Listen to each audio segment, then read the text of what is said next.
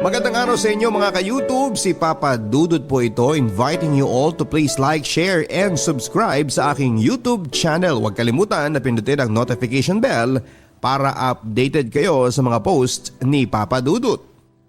Ngayong araw sa Papa Dudut Stories exclusive on YouTube. Dear Papa Dudut, isang magandang araw sa inyo at sa mga taga-pakinig. Naway nasa maayos at ligtas po tayong lahat sa pagsubok na ating dinadanas ngayong panahon ng pandemya. Papadudot, naniniwala po ba kayo sa kasabihang if God remove something in your life, don't feel bad because He's preparing for something better? Ako po kasi, opo, naniniwala po ako dito. Tawagin niyo na lamang po ako sa pangalang Sen. Ako po ay 28 years old at only child po ako. Lumaki sa probinsya ng Negros at masasabi ko na hindi po ako kagandahan. Sakto lang po pero bawing-bawi po ako sa ugali. 5'3" ang height, fair complexion at katamtaman lang ang pangangatawan. Ako po ay lumaki na mama ko lang ang kasama ko at ang kapatid niya. Opo, never ko pong nakita o nakilala ang papa ko. Never po akong nagtanong tungkol sa papa ko kasi ayoko po na mabigyan ng sama ng loob ang mama ko. Ang sabi ng mama ko dati, may gusto raw umampun sa akin na isang doktor noong baby pa ako.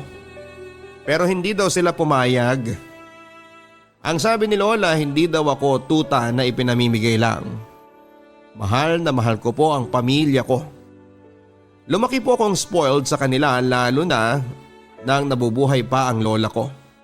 Hindi po ako obligado na gumawa ng gawain sa loob ng bahay. In short, kahit paghuhugas ng pinggan ay hindi po sa akin ipinagagawa. Ganun po ako ka-spoiled sa kanila. Papadudot, mahirap po kami. Naalala ko pa dati noong elementary ako, minsan na lang akong nabibilhan ng mga school supplies. Lalo na sa notebook. Ginagawa ng mama ko ay kinukuha niya ang mga natitirang pages na hindi ko pa nasusulatan at pinagsasama-sama niya yon para maging isang notebook at tatahiin niya ng yarn. Papadudot, lalo pong humirap yung buhay namin nang namatay ang lola ko. Ang mama ko po ay nagtatrabaho sa tubuhan at pag off season po ay wala pong trabaho sa kanya.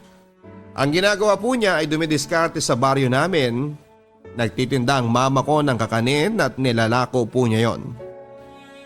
Alam ko po kung gaano kahirap ang sakripisyo ng mama ko para mabigyan lamang ako ng magandang buhay. Isang araw nang nasa school ako, sobrang lakas ng ulan noon. Tinawag ako ng teacher ko, nasa labas daw yung mama ko, Papadudot. Dinalhan niya po ng pagkain at tinitinda niya. Sobrang naawa po ako sa kanya nang makita kong basang-basa siya ng ulan.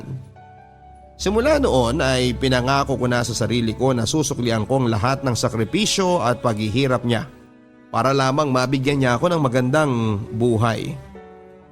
At sa kadahilanan na gusto kong makahanap ng ekstrang pera, minsan kinukuha ako ng mga teacher kong tagahugas ng mga pinggan kapag may okasyon sa kanila. Papadudot, lagi po akong napapasama sa top 10 ng class namin hanggang nag-high school po ako. Dumoble po ang paghihirap ng mama ko noong nag-high school na ako dahil hirap po siyang itaguyod ako sa pag-aaral. High school life ay sobrang saya. Nauso na rito ang cellphone, yung tipong yung may ka-textmate ka sa school at may ka-eyeball pa kayo. Gustong gusto ko rin magka-cellphone dati. Kasi nga naiinggit ako sa mga kaklase ko pero sabi ng mama ko kapag daw graduate na ako ng high school ay bibigyan niya ako. Naaalala ko pa dati, noong may ka-textmate ako ay pinapahiram ako ng kaibigan ko ng cellphone niya. Basta ako lang yun naglo-load. Usong-uso pa noon yung unlimited text at call noon. O nga pala, Papadudot, yung kaibigan kong yun din ang best friend ko since siya yung mapera sa amin ay lagi niya ako nililibre. Or pag may gusto siyang puntahan or mag-overnight ako lagi ang kasama niya. Package deal po kami kasi hindi rin po siya pinapayagan ng lola niya kapag hindi naman ako kasama. Sobrang tiwala po ng pamilya niya sa akin na halos sabay po kaming lumaki. Doon din po ako kumakain minsan at natutulog sa kanila. Kaya sobrang close po namin. Sa high school life ko po ay never po ako nagka-boyfriend. Yun po kasi ang sabi ng mama ko at sinunod ko po yun. Few weeks before ng graduation ko ay binigyan po ako ng mama ko ng cellphone. Second hand po yun na binili niya sa kapitbahay namin. Sobrang tuwang-tuwa po ako noon. Papadudod sa cellphone po ako nagkaroon ng unang boyfriend. Pero hindi ko po nakikita. Hindi po kasi ako nakikipag-meet. O kapag nakikipagkita po ako ay hindi ko naman po sasagutin. Natatakot po kasi ako magkaroon ng totoong boyfriend. May nanligaw din po sa akin sa baryo namin pero hindi ko po sinagot kasi mabisyo din siya. Nauso na rin po noon ang Friendster at marami po ang nagchat-chat sa akin na foreigner. Makalipas ang ilang buwan after ng graduation ko po ng high school ay kinuha po ako ng isa sa mga tiyahin ko para magbantay ng anak niya. Naging yaya po ako ng pinsan ko. 1 taon lang po ang tinagal ko sa kanila kasi kinalaunan ay hindi na po ako binigyan ng sahod ng tita ko. Kaya bumalik na lang po ako sa probinsya namin. Papadudot nang nasa Maynila po ako, may mga nanligaw din po sa akin. Pero katulad po ng dati ay hindi ko po sinagot. May mga naging bagong kaibigan din po ako at sobrang iba po yung ginagawa nila ng mga kaibigan ko sa Maynila kesa taga-probinsya. Merong iba't ibang lalaki ang naging boyfriend nila kahit na kakikilala lang nila sa bar, sumasama at nakikipagtalik sila kaagad. Yung nakikipag one night stand sila kapag gusto nila yung lalaki. Meron ding may pineperahan lang na matanda. Sa akin ay sobrang kakaiba na yon, papadudot. Lumaki po kasi ako na sobrang konserbatibo ang pamilya at sobrang sheltered po yung paligid ko ng pamilya ko. Hindi rin ako napasama sa mga kaibigan na mga bad influence sa akin. Kaya nang dumating ako ng Maynila ay sobrang nanibago po ako. Don't get me wrong, papadudot. Mababait po ang mga kaibigan ko. Hindi lang po ako nakikisali when it comes sa mga bisyo nila. Meron pong nakikipag-chat sila sa mga foreigner at humihingi ng pera. Or minsan nakikipaglaro sila when it comes to relationship nila with their boyfriends. Yung tipong paiba-iba ng boyfriend kapag naboboard na sila ay nakikipaghiwalay kaagad at hahanap ng panibago. After a few months nang bumalik ako sa probinsya namin ay humanap po agad ako ng trabaho. Pero sa kasamaang palad, papadudot, bumagsak po ako sa medical. Papadudot, nagkasakit po ako sa baga. Kaya nagamot po ako ng 6 na buwan. Sobrang na-depress po ako at nahihiyang lumabas. Yung mama ko yung nagbibigay ng inspiration sa akin na malalampasan ko ang pagsubok na yon. Makalipas ang 1 taon, papadudot, ay nagbaka sakali po ulit ako na mag-apply bilang cashier sa isang grocery store sa bayan sa amin. At sa awa ng Diyos ay naipasa ko po lahat ng requirements at medical ko. Pero 6 months contract lamang po yun at pagkatapos ng 6 na buwan ay nag-apply uli ako bilang isang crew sa isang fast food chain at natanggap pong muli ako. Papadudod, sa pagtatrabaho ko pong yon ay nakapag-ipon po ako ng pera na pambili ng cellphone. Yung tipong may camera na siya at makakapag-Facebook ka na. Noong time na yon I was 20 years old already. Naisip ko siguro na it's time na to have a boyfriend. Usong-uso na yung Facebook and one time habang nag-i-scroll ako ng timeline sa Facebook ko, may isang ad ng dating site na lumabas. And I decided to join on that dating site. Merong Pinoy and foreigner. Sa dating site na yon ay pwede ka nang pumili ng malapit lang sa area mo. And I choose that, but after a few months ay waiting pa rin ako. I decided to change the location on my profile and put anywhere. It means pwede ka nang makipag-chat kahit na nasa malayo ang area mo. At doon ay maraming nag-chat na mga foreigners. Merong okay at mababait kausap. At hindi rin maiiwasan ang mga bastos. Papadudot, meron po akong nakaka-chat na Amerikano, sobrang consistent niya sa pag-chat sa akin. Itago na lang natin siya sa pangalang Marco. 40 years old, may anak at annulled na raw ang kasal nila ng asawa niya. Opo, tama po ang narinig ninyo. Annulled na. Nagkaroon kasi siya ng asawang Pinay at hiwalay na sila at sa bata na lang daw ang connection nila. At gusto raw niya na makita ako at maging girlfriend niya. Sobra po akong kinabahan noon, Papa Dudut. Alam po yun ng mama ko ang tungkol doon at ayaw niya po ang sitwasyon na yon. Hindi dahil may anak na kundi may asawa na dati na Pinay. Baka daw kung ano ang gawin sa akin sa huli. And to cut the story short ay nagkita po kami ni Marco.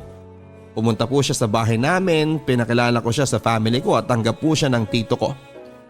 Pero yung mama ko ay masaya naman pero ramdam ko ang pag-aalinlangan niya. Papa Dudut, siya po ang naging first real boyfriend ko. Yung tipong nakasama ko talaga. Sobrang maalaga po niya sa akin at malambing. Sobrang nahulog po yung loob ko sa kanya, Papa Dudut, na fall talaga ako sa kanya. Sa sobrang pagmamahal ko po ay binigay ko kay Marco ang aking pagkababae. Pagkatapos niyang mag-propose sa akin.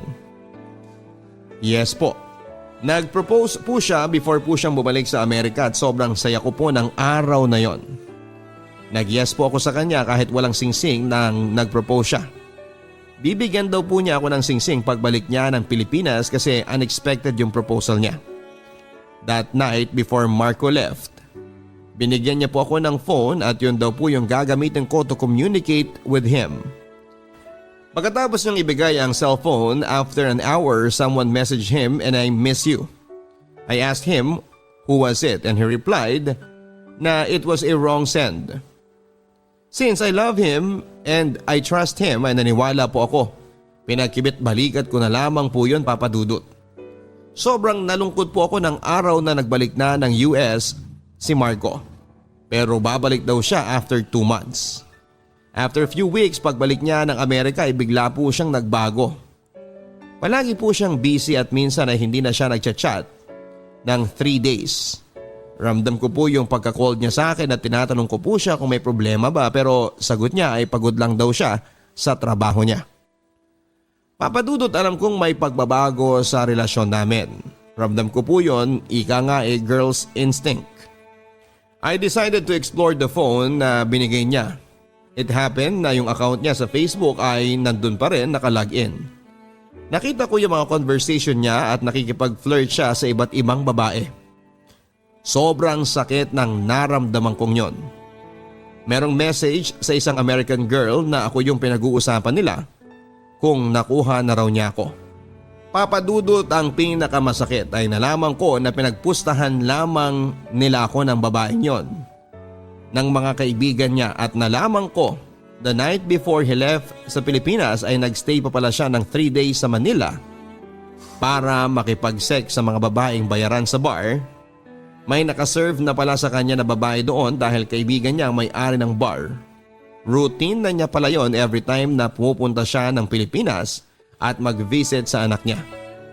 Kinumpronta ko siya at sobrang nagalit siya sa akin. Wala daw akong karapatan na buksan ang Facebook niya at sobrang galit daw siya at hindi niya ako kinausap ng ilang araw.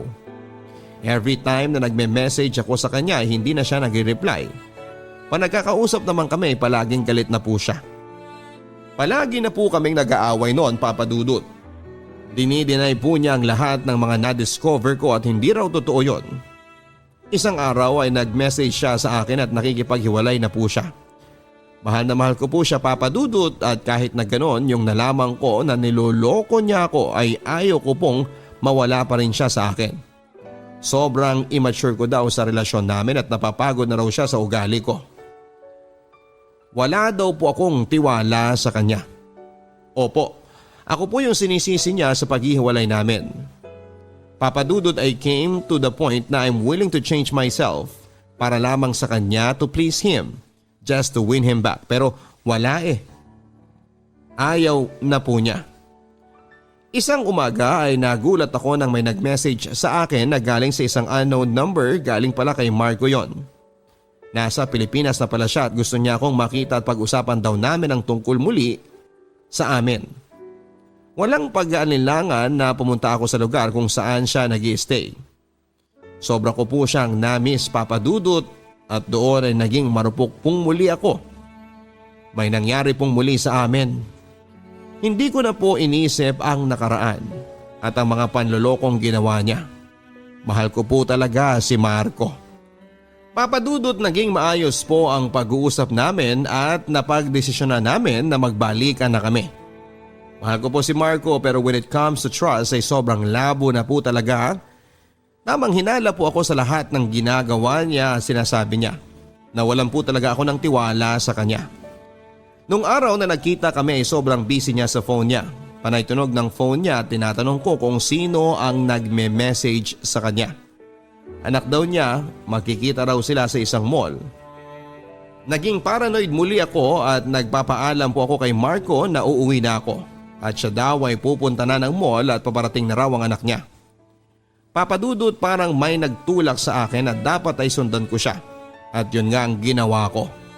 Sinundan ko siya sa isang mall at oo nga pala, ang mall at ang lugar kung saan siya nag-i-stay ay walking distance lang. Pagdating doon, pumunta siya sa isang restaurant na parang may hinihintay. At ako naman ay nagtago sa isang stall sa second floor, kung saan ay tanaw na tanaw ko sa ground floor ng mall si Marco. Papa Dudut, halos maiyak ako nang makita kong babae ang hinihintay niya. At hindi ang anak niya na halos maiyak ako nang makita ko yon.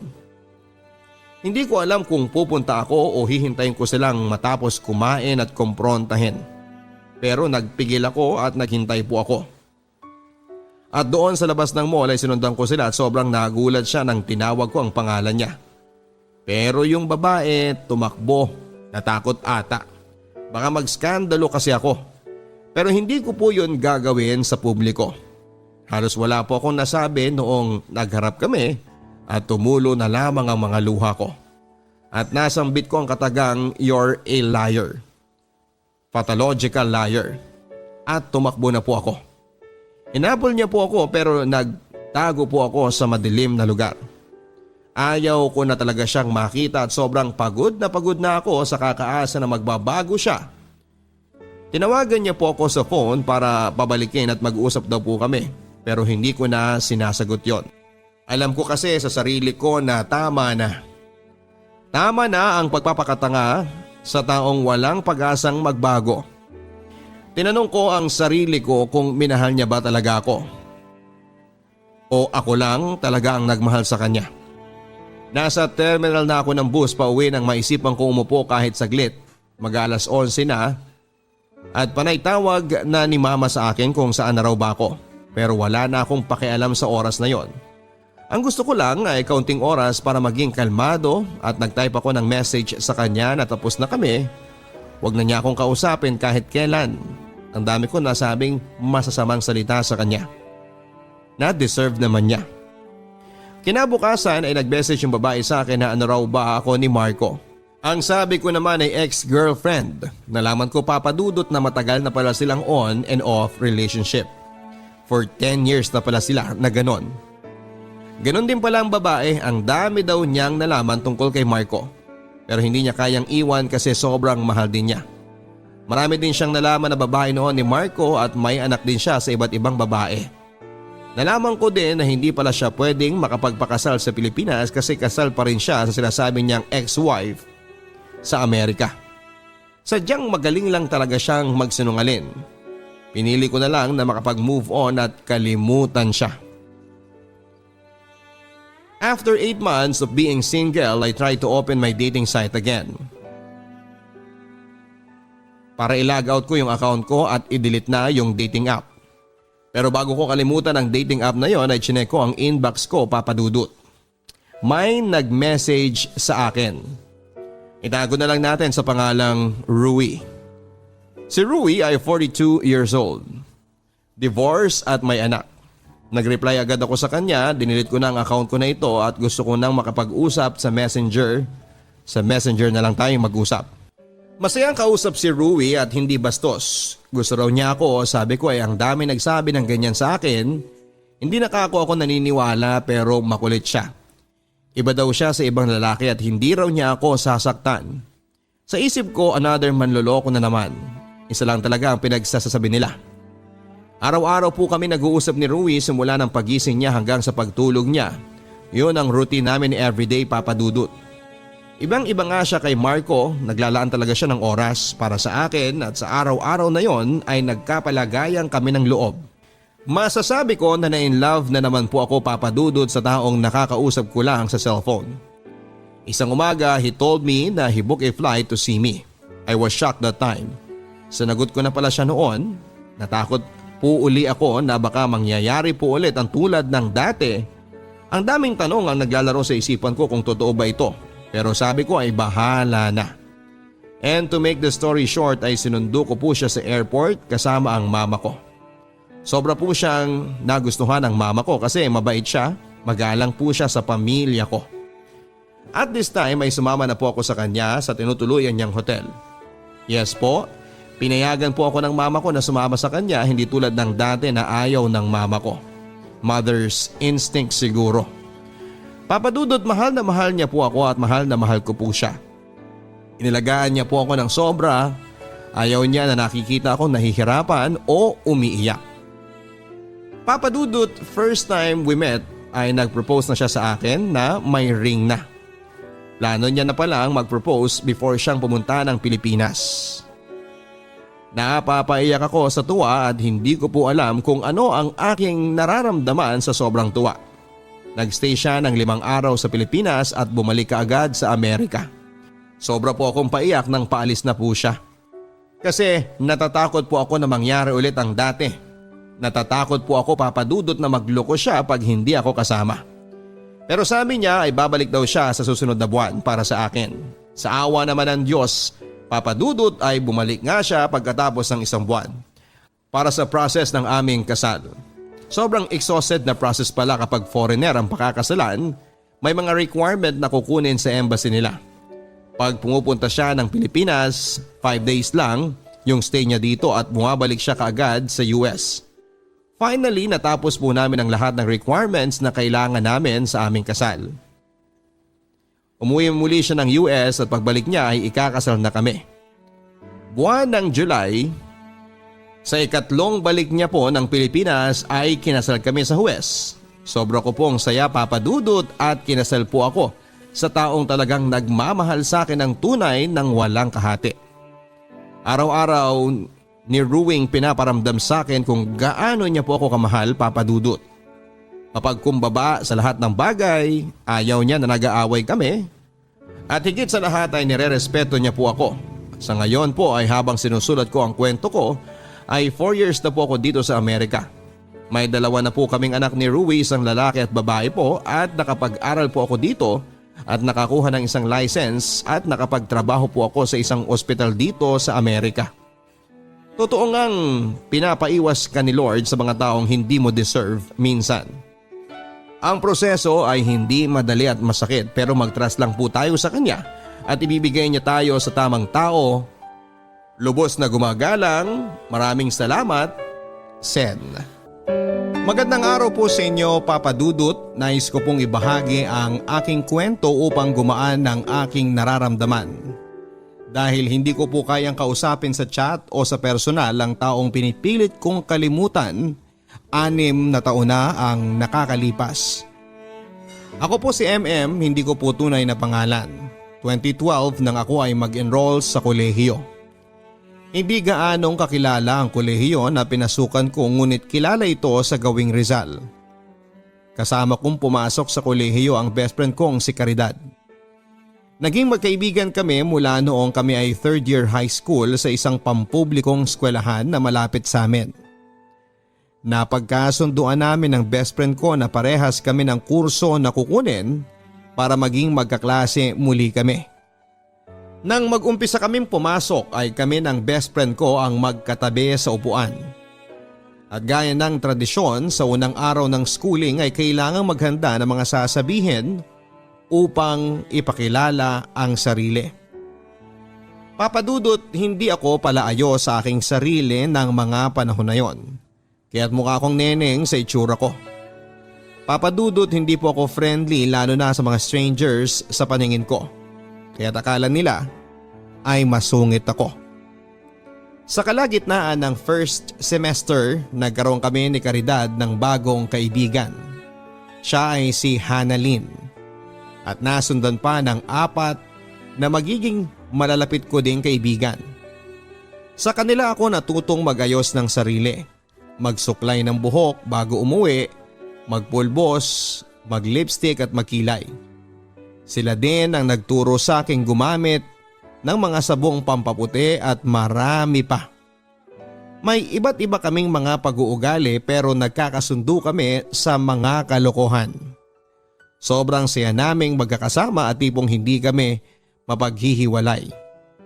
Bago matapos ang semester ay inalok kami ni Hanalyn ng aming class advisor at PA coordinator ng university na mag-SA or student assistant sa kanya. At ang kapalit ay hindi namin kailangang mag-test, mag-project at pumasok sa klase niya. Pumayag din naman kami ni Hanalyn sa inaalok sa amin ng aming advisor. At nung araw ding yon ay nag-umpisa kaming maging isang SA. Kami ang humahawak ng mga kagamitan na ginagamit ng mga varsity ng school. Sa amin lumalapit ang mga estudyante para sa kanilang kakailanganin sa mga event ng eskwelahan. Naging mahirap ang gawain sa amin ng kaibigan kong si Hanalyn dahil metikulosa ang aming advisor sa mga gamit. Kaya't araw-araw naming nililinis ang gamit. Sa kabilang banda ay naging masaya kami ni Hanalyn dahil marami ang naging kaibigan namin at natuto akong maging friendly at masasabi kong naging kilala kami sa aming university dahil sa pagiging student assistant. Sa second semester na unang taon namin ni Hanalyn bilang SA ay halos lahat ng varsity ng university ay nakilala na namin.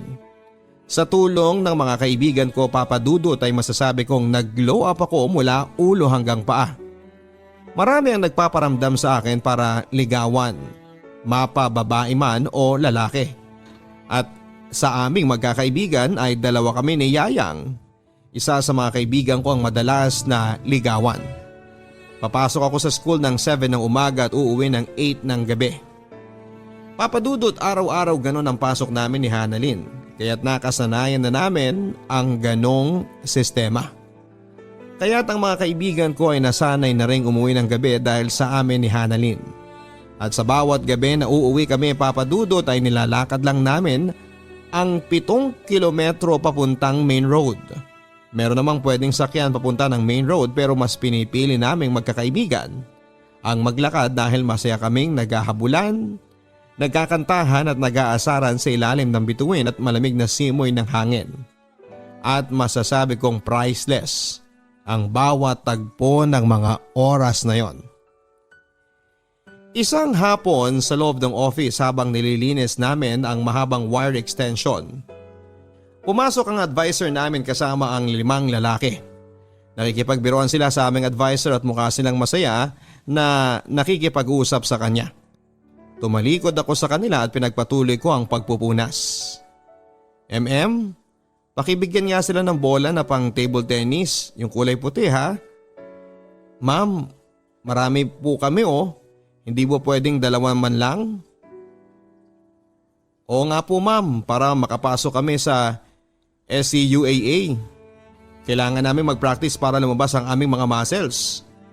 Sabay-sabay silang nagtawanan sa corny jokes ng isa. Ibinigay ko ang bola sa kanila nang hindi ngumingiti at hindi sila tinitignan. Senyales na hindi ako nakikipagkaibigan sa kanila. Bumalik na ako sa pagpupunas ng mga wire. Pumasok si Caridad sa office upang tawagin kami ni Hanalyn dahil dumating na ang professor namin sa subject ng bioscience. Agad din naman naming tinapos ang gawain na nagpaalam kami sa aming advisor at dali-daling tumakbo papunta sa 3rd floor. Iniwan namin sila sa loob ng office kasama ang advisor namin, Papa Dudut. Oo, sila ang varsity ng table tennis at yon ang unang beses na nakita ko sila. Makalipas ang ilang araw mula nang pumunta sila sa office ay bumalik muli sila para manghiram ng bola. Pumasok silang 5 sa loob ng office at hinahanap ang advisor namin. Si Hanalyn ang nakikipag-usap sa kanila at sinabing wala doon ang aming advisor. Pwede ba kami manghiram ng bola? Ay, wala pong binilin sa amin si ma'am eh. Kay Ma'am Teng na lang po kayo magpaalam. Papa Dudut, pinipilit nilang manghiram ng bola kay Hanalyn kaya't sumagot na ako sa kanilang pag-uusap. Pwede po bang lumabas na kayo dahil wala kayong mahihiram na bola dito? 5 piso lang ang bola, bakit di kayo bumili? Last time na humiram kayo ng bola, hindi nyo naman binalik. Kaya mga sir, pwedeng lumabas na kayo? Pikon ko na sinambit sa kanila. Nagkatinginan silang 5 at dali-daling lumabas. Napatingin sa akin si Hanalyn dahil first time niya na makita ako ng ganon. Umiti ako kay Hanalyn sabay kumindat. Senyales na okay lang ako. Naging effective ang naging estilo ko sa kanila nang sa gayon ay hindi na sila mangulit kay Hanalyn para manghiram ng bola. Habang nag-check ako ng mga requirements ng mga varsity ay nakita ko ang mga papel ng table tennis at nakita ko ang mga itsura at pangalan nila. Sila ay sina Maron at Brian, hindi nila tunay na pangalan. In fairness sa kanila, Papa Dudut, ay kumpleto sila sa requirements, hindi gaya ng iba. Isang hapon kakatapos lang ng aming klase ay napadaan sila sa koridor kung saan nakaupo kaming magkakaibigan sa bintana ng koridor at masayang nagkwekwentuhan. Binati sila ni Hanalyn nang mapansin namin na dumaan sila sa aming harapan. Sabay-sabay silang nagtinginan sa amin at bahagyang nagulat dahil binati sila ng kaibigan ko. Masaya nilang binati si Hanalyn at napansin kong pasulyap-sulyap si Maron sa akin na tipong nakikipagkaibigan. Napansin ko na may hawak na gitara ang isa nilang kaibigan na si Jared. Hindi tunay na pangalan. Dahil miss na miss ko ng tumugtog ng gitara ay bigla na lang akong napatanong ng kaninong gitara yan. Kay Jared niyang gitara, ang sabi ni Maron. Oo, akin po tong gitara. Gusto mo manghiram? Hindi ba nag-aaral ka mag-gitara? Ang sabi naman ni Caridad. Sa isang kondisyon, pahiram ng bola at ipapahiram namin ng gitara. Ang sabi naman ni Brian. Sige, basta ibalik niyo yung bola nang walang sira at maayos sa loob ng 1 oras ha, ang sabi ko naman. Sa tagpong yon ay nakipagnegosasyon ako sa kanila at yon ang unang beses na magkaroon kami ng maayos na pag-uusap. Tuwing hapon ay tumatambay kaming mga magkakaibigan sa koridor at doon kami masayang nag-uusap at nag-aasaran na magkakaibigan. Madalas silang dumadaan sa koridor at nakikita kaming masaya, naghaharutan sa labas ng aming room. May mga pagkakataon, Papa Dudut, na nakikipag-jamming sa amin sina Maron at ng mga kaibigan niya. Yun na pala, Papa Dudut, ang simula ng pagiging malapit namin sa kanila. Dahil ng mga panahon na yon ay hindi pa uso ang chat, may nag-text sa akin na number lang. Siya ay si Brian. Nakikipagkaibigan si Brian sa akin at tuwing gabi siya nagte-text sa akin. Dahil wala akong interes sa kanya ay madalang lamang akong mag-reply sa kanya.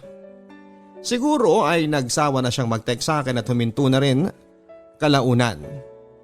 Ang sumunod na nag-text sa akin ay si Maron.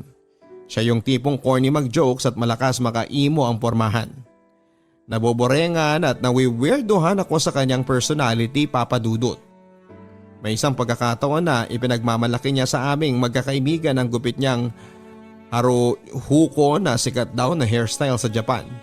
At yon daw ang kanyang hairstyle mula nang siya ay mag-college. Naging malapit si Maron sa aking mga kaibigan dahil lagi siyang nakikipag-banding sa kanila tuwing vacant time. Papa Dudut, naging number 1 commentator ko si Maron sa tuwing magpo-post ako sa aking Facebook account. Hindi para pumuri kundi para mang-asar sa akin dahil sa nunal ko sa aking pisngi. Napansin ng aking mga kaibigan na laging nagpupunta si Maron sa koridor sa tuwing kami ay tumatambay sa labas ng aming room. Isang araw habang wala ako sa room ay nagpaalam si Maron sa aking mga kaibigan kung maaari ba siyang manligaw sa akin. At nagpapatulong siya na ligawan ako. Papadudot ng mga panahon na yon ay wala akong interes sa kanya dahil ang totoo ay may iba na akong nagugustuhan. At siya ay si Jared. Nagsimula ako na magkagusto kay Jared sa tuwing magja-jamming kami sa kanila sa pagkanta. Magaling si Jared mag-gitara at lahat ng kanta ay kaya niyang tugtugin. Dagdag pa doon ay masayang kasama si Jared dahil kuha niya ang kilitin naming magkakaibigan. Yung tipong hindi mauubusan ng kwento sa katawan at patatawaning kanya buong maghapon. Hindi ganon kaitsurahan si Jared pero kaya niyang mapa-in-love ang babae sa kanyang sense of humor. Nandigaw sa akin papadudot si Maron at boto ang mga kaibigan ko sa kanya. Inamin ko papadudot sa aking mga kaibigan na may iba akong nagugustuhan at yun ay si Jared. Nagpatuloy si Maron na manligaw sa akin lingid sa kanyang kaalaman na ako ay may ibang nagugustuhan. Papadudot lagi kaming magka-text ni Jared hanggang sa puntong inamin ko sa kanya na may gusto na ako sa kanya. Gaya ko ay parehas kami ng nararamdaman ni Jared. Ayon sa kanya ng mga araw na makita niya ako sa office na nagpupunas ng wire extension ay nakuha ko ang kanyang interest. Kaya lagi niyang inaaya ang kanyang mga kaibigan na dumaan sa koridor para makita ako. Nagkataon lang na mas unang nagsabi si Maron na gusto akong ligawan sa kanilang magkakaibigan. Kaya't mas minabuti na lamang niya na tumahimik at walang gawin. Sa puntong yon ay nakaramdam ako ng inis kay Maron. Papadudot, may pagkakataon na lumabas kami ni Jared para mag-date at napagkasunduan namin na sabihan ang iba niyang mga kaibigan at kausapin si Maron tungkol sa amin. Habang inaayos ni Jared ang mga bagay-bagay tungkol sa amin at sa kanyang mga kaibigan ay patuloy akong nililigawan ni Maron. Mula nang magsabi sa akin si Maron na gusto niya akong ligawan ay gabi-gabi na niya akong hinihintay sa aming room kasama ng aking matatalik na kaibigan. Sa tuwing nakikita niya na napapagod ako na maglinis at mag-asikaso ng gamit sa office ay binibilhan agad ako ni Maron ng pagkain nang sa gayon ay may lakas daw akong mag-asikaso. Sobra akong inilagaan ni Maron habang nililigawan niya pa lamang ako. Tuwing uuwi kami sa gabi ay dinadala niya ang aking bag kahit ayaw ko. May pagkakataon na inabutan kami ng malakas na ulan sa daanan. Nang mga panahon na yon ay wala akong payong at siya ang nagsilbing payong ko kapag umuulan. Papadudod ako po ay may takot sa kidlat dahil nagkaroon ako ng masamang karanasan nung ako'y bata pa. Isang gabi na inabutan kami ng ulan na may kasamang kulog at kidlat ay hindi ako makalakad dahil nanginginig ang aking tuhod. Habang hawak ang payong ay inakbayan ako ni Maron at dahan-dahang bumulong sa aking tenga na hindi kita iiwan. Ang mga salitang yon papadudot ang isa sa mga hindi ko makakalimutan. March 8, 2014, kakatapos ko lang mag-check ng mga test paper na pinagawa sa akin ng aming advisor. Umakyat ako sa 3rd floor para puntahan ang aking mga kaibigan. At nandun si Maron, nakaupo at nakikipag-usap sa mga kaibigan ko. Hinawakan ako sa kamay ng best friend ko at pinaupo sa harap ni Maron. Nagtataka ako sa mga kilos ng aking mga kaibigan dahil mukha silang may binabalak. Kinausap ako ng mga kaibigan ko na kung kailan ko ba sasagutin si Maron dahil 6 na buwan na siyang nanliligaw sa akin at hanggang sa panahon na yon ay wala pa akong ibinibigay na sagot. Sa puntong yon papadudot ay gusto ko na siyang bastidin para maging official na kami ni Jared. Sa harap ng mga kaibigan ko ay tinanong ako ni Maron na kung pwede niya ba akong maging girlfriend. Papadudot labis ang aking pagkabigla sa tanong ni Maron. Sandali ako nanahimik at tumingin sa mga mata ni Maron. Ang mga mata niya ay punong-puno ng sinseridad at pagmamahal. Habang naghihintay ng sagot ang mga kaibigan ko ay nag-isip akong hindi deserving si Maron na mapahiya sa harap ng mga kaibigan ko at dahil na rin sa mga mabubuting ginawa niya para sa akin. Naisip ko na sagutin siya at makikipaghiwalay after a week at sasabihin kong hindi nag-work. Kaya't ng mga oras na yon ay nagdesisyon ako na sagutin si Maron.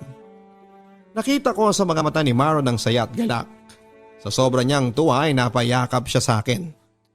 Naghiyawa na mga kaibigan at kinongratulate si Maron. Pero sa puso ko ay nakakaramdam ako ng lungkot at pagsisisi. Nalaman ni Jared ang tungkol sa amin ni Maron, papadudot, at bigla na lang itong naging malamig at hindi siya nagte-text sa akin at dinededma ang mga tawag ko. Kasabay ng panahon na yon ay naging busy ako dahil sa Nagtitiping kami para sa aming project sa English. Ako ang napili ng mga classmate ko na gumanap na leading lady. Naging sobrang busy ako at nawalan ako ng oras para ayusin ang problema ko kay Jared. Habang si Maron ay pinipilit na sumama sa taping namin para makasama ako at maalagaan. Papadudod, hindi ko naman namalayan na mabilis na lumipas ang isang linggo na hindi ko nagawang makipaghiwalay kay Maron. Mula na maging kami ni Maron ay lagi na niya akong inahantay sa labas ng gate ng university para sunduin at pupunta sa classroom tuwing vacant at uwian. Nakita ko ang pagmamahal ni Maron sa akin. Kaya't pinagluto ko siya ng adobo na paborito niya. Kahit na hindi ganon ako kagaling magluto ay ipinakita niya sa akin na masarap daw ang luto ko. Lagi akong inaalayan ng kanta ni Maron ng kanta na gustong gusto niya na Ikaw at Ako ni TJ and Without You ni AJ. Papadudod, hindi ko namalaya na unti-unti ko nang nakikita ang halaga ni Maron. Sumapit ang summer, nagpa siya ako na mag part-time job sa isang fast food dahil hindi na kayang suportahan ng mga magulang ko ang tuition ko. Naging busy ako ng panahon na yon, papadudot, at hindi ko napansin na wala na pala akong time para kay Maron. Nag-away kami at humingi siya ng cool off sa akin. Nakaramdam ako, papadudot, ng sakit sa puso pero pinagbigyan ko siya sa kagustuhan niya. Lumipas ang summer at third year college na ako sa pasukan. Pagpasok ko, papadudot, ang hanap ng aking mga mata ay si Maron. Baka sa mukha ko ang kalungkutan. Ngunit pinipilit kong maging okay sa mata ng aking mga kaibigan. Isang text ang na-receive ng cellphone ko at yon ay galing kay Maron. Humingi siya ng sorry at nakikipag-ayos muli. Naging masaya ako sa nangyari, agad din kaming nagkita sa PE room at siya ay naglalaro ng table tennis. Baka sa mukha niya ang saya habang siya ay naglalaro. Nang matapos silang maglaro ay nagpaalam na ang kanyang mga kalaro na sila ay uuwi na. Naiwan kami ni Maron sa loob ng room habang nagpapalit ng damit si Maron ng kanyang malinis na damit at tumabi siya sa tabi ko. Biglang bumilis ang tibok ng puso ko at nag-init ang mukha ko. Tila ako naging estatwa sa kinakaupuan ko at tumingin sa akin si Maron at biglang natawa. Pinisil niya ang ilong ko para maging okay ako. Pinilit kong wag magpahalata kay Maron na ako ay kinakabahan kaya tumayo ako at inaya siya na umuwi na. Pero hinawakan ni Maron ang kamay ko at hinila upang umupong muli. Sa puntong yon, papadudot, ay tumingin na ako kay Maron at dahan-dahan na niya akong niyakap ng mahigpit. Naging komportable ako sa bisig ni Maron at niyakap ko din siya. Dahan-dahan ding nilapit ni Maron ang mukha niya sa akin at dahan-dahan niya akong hinalikan. Sa unang pagkakataon, papadudot, ay naramdaman ko ang unang halik kay Maron. At yon ang halik na hindi ko makakalimutan, papadudot. Unti-unti nang naging malinaw sa akin ang estado ni Maron sa puso ko. Ang mga katanungan ko dati ay nasagot na ni Maron sa kanyang halik. Isang hapon na pagkasunduan namin na magkita kami after class. Hinihintay ko siya sa labas ng room at nasasabik na magkita na kami hanggang sinabi ni Caridad na parating na si Maron. Yung tibok ng puso ko ay biglang bumilis at hindi ko alam ang gagawin ko. Hanggang sa tuluyan ko na siyang makita. Nais ng mga pa akong lumakad patungo kay Maron at yakapin siya ng mahigpit at sabihing sobra ko siyang na-miss. Ngunit pinigil ko ang sarili ko upang hindi pahalata ang kasabikan ko sa kanya. Nagwo-worry ako sa relasyon namin ni Maron. Habang iniisip si Maron ay biglang pumasok sa isipan ko ang tungkol naman sa amin ni Jared.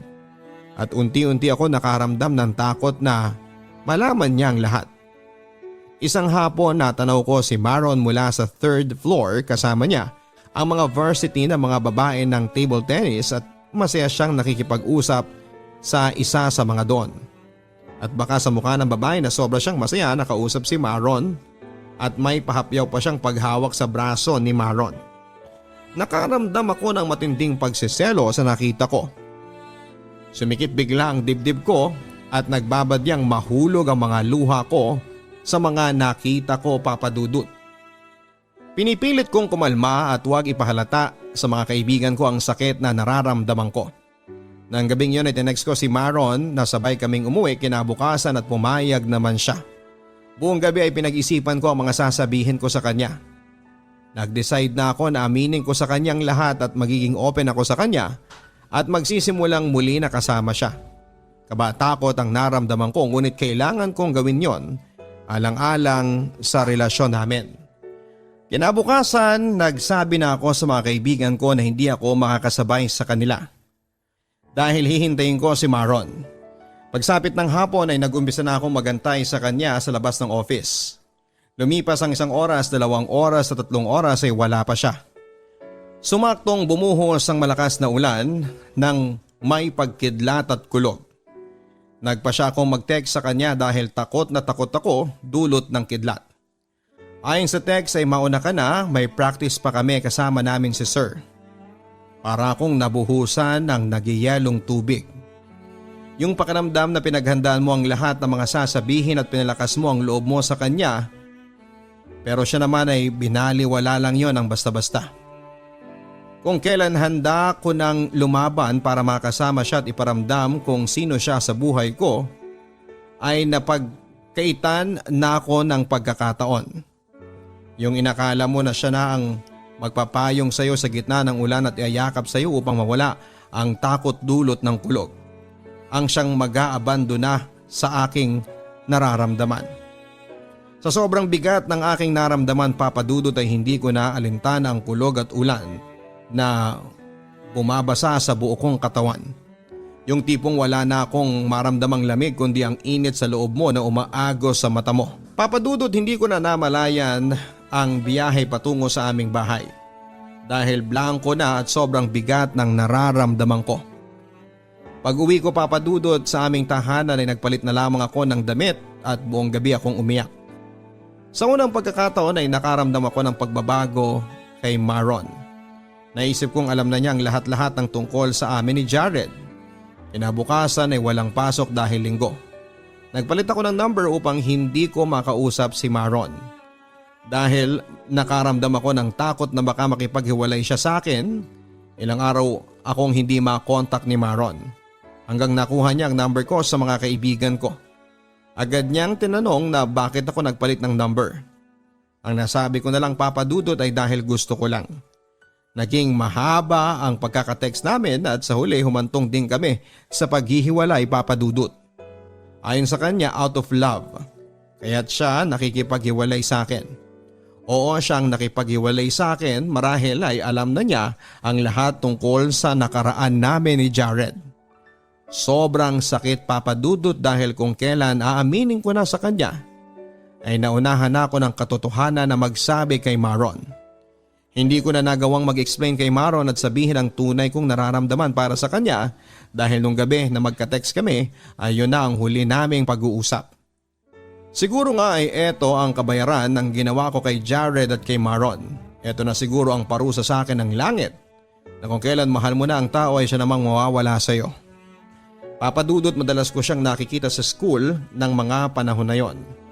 Ngunit sa tuwing nagkikita kami ay lagi siyang umiiwas sa akin. Nagkaroon siya ng mga bagong kaibigang babae at yon ang lagi din niyang nakakasama. Hindi ko na rin nakakasama at nakakausap si Jared matapos na maghiwalay kami ni Maron. Nag-focus na lamang ako sa pag-aaral, Papa Dudut, hanggang sa makagraduate na ako. Wala na akong balita sa kanila mula nang umalis na ako sa university. Tikom naman ang bibig ng mga kaibigan ko tungkol kina Maron dahil alam nila ang sugat sa puso ko dulot ng nangyari. Hindi na nila binabanggit ang pangalan ni Maron dahil baka umiyak na naman ako sa kanila. Papa Dudut, muli kong binisita ang Facebook account ni Maron matapos ang 6 na taon at mukhang masaya na siya sa kanyang long-time girlfriend. Napansin ko na hindi kasama si Jared sa mga pictures na nakatag at post kay Maron. 4 na lang sila na nagse-celebrate sa mga okasyon. Bukod pa dito ay hindi na rin sila friends sa Facebook. Sinubukan kong i-add sa Facebook at agad din niyang inaccept ang aking friend request. Ngunit makalipas ang ilang araw ay in-unfriend niya ako sa Facebook. Naisip ko na magpahanggang sa ngayon ay galit pa rin siya sa akin. Papa Dudut, muling bumalik ang sakit sa puso ko nang mapansin ko ang bagay na yon. Nakasira ako ng isang magandang pagkakaibigan, Papa Dudut, dahil sa mga mali kong desisyon sa aking mga nakaraan. Kung maibabalik ko lang ang oras at panahon, ay mas pipiliin kong hindi pumasok sa buhay ni Maron nang sa ganon ay hindi ako makasira ng pagkakaibigan at hindi masayang ang pagmamahal niya sa gaya ko. Maaaring manatiling nakabukas ang pinto ng nakaraan sa puso kaya't patuloy na bumabalik ang mga nakaraan sa akin.